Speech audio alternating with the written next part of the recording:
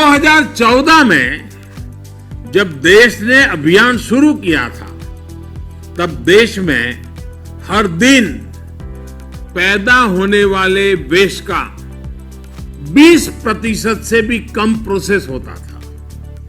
आज हम करीब 70% डेली वेस्ट प्रोसेस कर रहे हैं।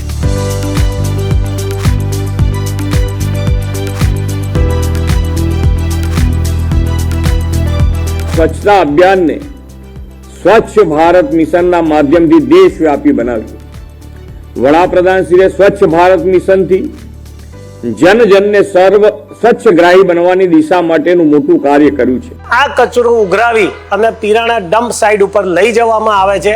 અત્યારે પીરાણા 1980 થી જે ડમ્પ સાઇટ તૈયાર કરેલી હતી એની અંદર એટલો મોટો ઢગલો થયેલો હતો, એને બાયોમાઇનિંગ પદ્ધતિથી લગભગ છેલ્લા 8 વર્ષની અંદર 12.5 મિલિયન મેટ્રિક ટન એ કચરાને બાયોમાઇનિંગની પદ્ધતિથી એનો નિકાલ કર્યો છે।